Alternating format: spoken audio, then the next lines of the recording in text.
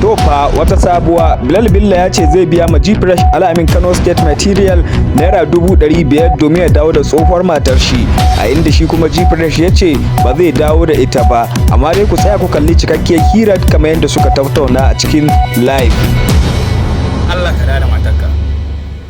Kagara 500,000 da haka wani ne? Ina da ita wallahi na rantse da Allah in dai zaka da ita G-Fresh Allah 500,000. Me ni na ce ma aure nake so shekara ta nawa da zan yi aure.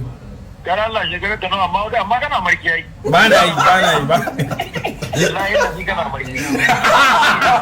Ko an ya gaba sai na dafa kullum ya ga marki. Wallahi ba hali na bane wallahi.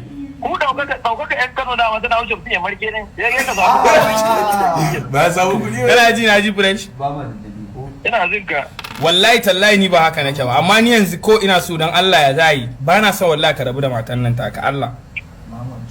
A wannan shawara ce mai kyau kike ga mun, saboda kuma kaga inda ka burge ni irin baka zo kai surutai a social media ba, kai magana ta nutsuwa dan Allah G-Fresh in daidai yanda zai in matsalar abinci ne ko na abu ni wallahi Allah zan iya wannan.